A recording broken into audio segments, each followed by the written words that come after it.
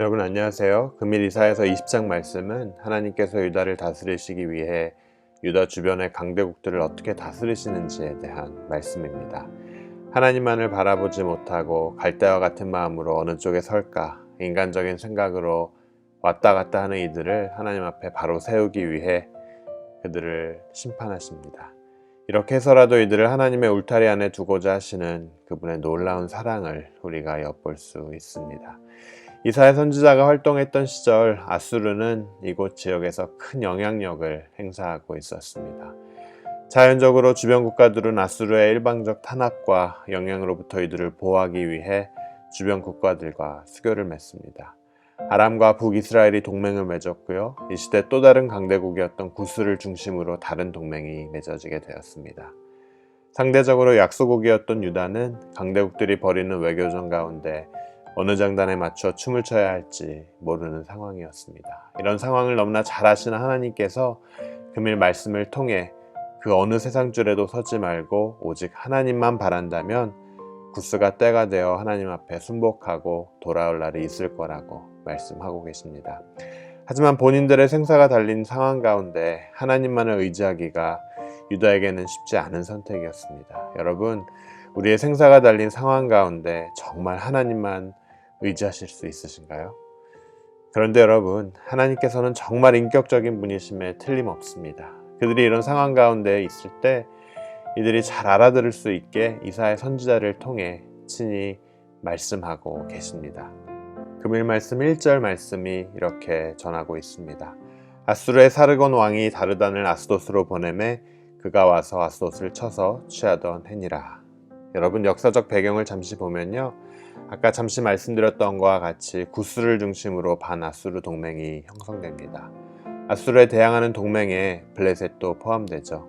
이 소식을 들은 아수르 왕은 아주 단단히 화가 납니다. 그래서 아수르의 사르곤 왕은 그의 사람을 보냅니다. 왕 밑에 있었던 그의 신하 다르단이라는 사람이 와서 블레셋 내 아스돗이라는 이들의 전략적 요새를 공격하고 완전히 무너뜨립니다. 이들의 전략 요새인 아스돗이 완전히 무너짐으로써 구스를 중심으로 한 반아수르 동맹은 산산조각 나게 됩니다. 여러분, 이 사건은 하나님께서 의도하신 사건입니다. 왜요? 세계 국가들이 동맹을 맺음으로써 서로를 의지하는 일이 하나님 앞에서 아무것도 아닌 것을 유다로 하여금 묵도하기 위해서였습니다. 하나님의 말씀은 계속됩니다. 2절 말씀입니다.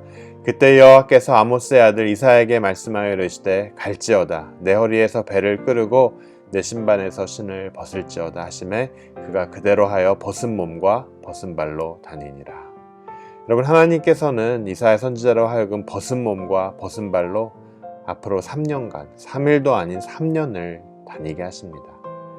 하나님께서 왜 이러한 어처구니 없는 일을 이사야 선지자로 하여금 하게 하셨을까요? 3절에서 5절 말씀 함께 보겠습니다.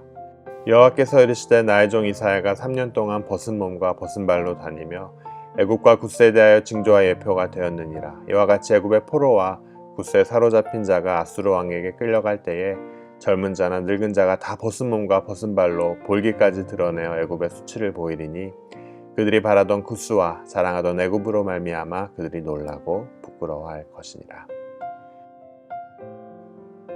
다시 말하면 애굽과 구스가 아수르에 의해 정복당하고 끌려가게 될 때가 곧 올 텐데 이들이 지금 보는 벌거벗은 이사야의 모습으로 다니게 될 거라는 거예요.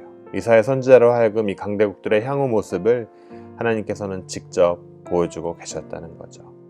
하도 이스라엘 민족이 말을 안 들으니까 직접 그를 통해 보여주심으로써 유다가 가까운 미래에 발가벗은 수치스러운 모습으로 전락한 이 강대국들과의 동맹을 의지할 것인지 아니면 영원히 이 땅을 통치할 하나님을 의지할 것인지 이사야의 예언적 행위를 통해 보여주고 계셨다는 겁니다.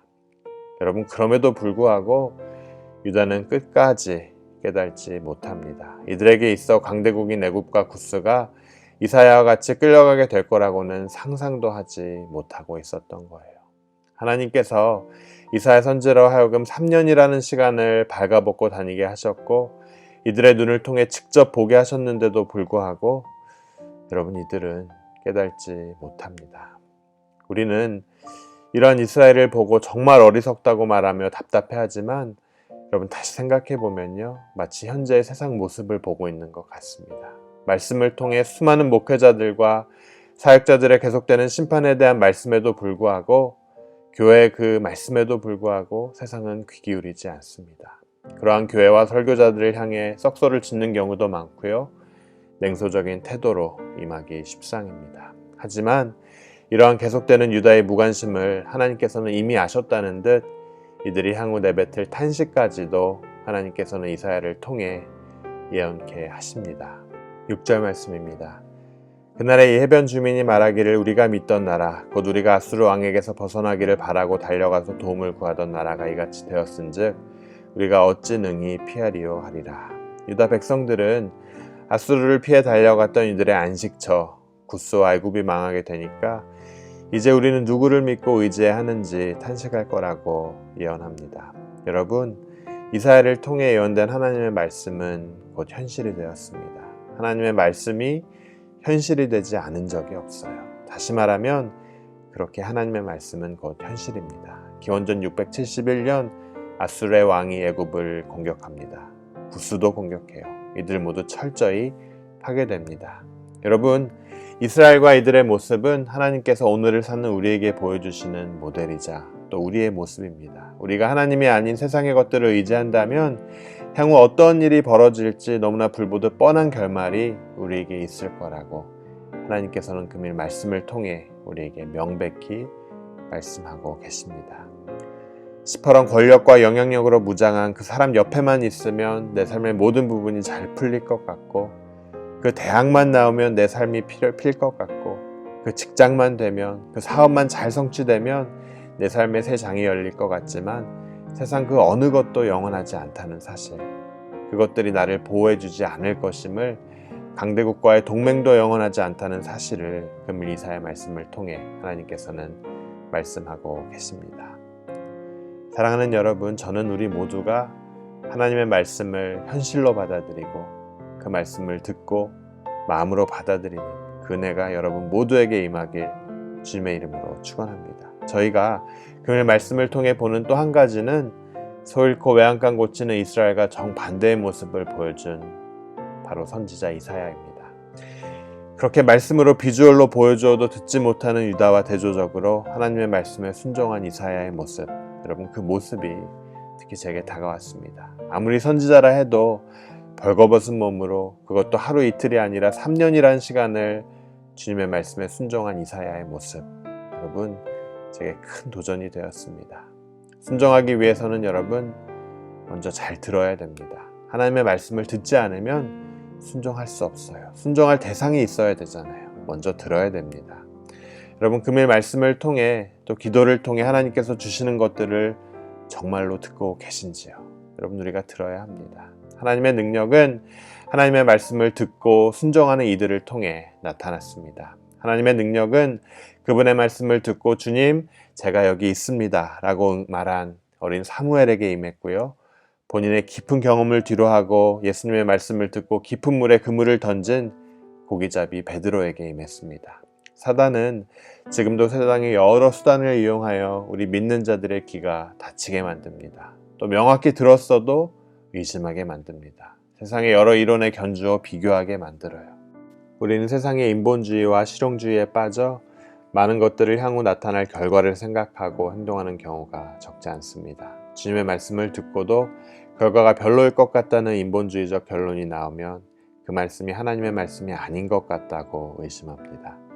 그래서 우리는 사명을 망각한 채 살아갈 때가 참 많습니다. 하지만 우리가 하나님께 순종해야 하는 이유는 하나님이 우리에게 그 일을 하도록 부르셨고 그 일을 우리에게 명령하셨기 때문이에요. 결과보다는 주님의 말씀이 우리의 초점이 되어야 합니다.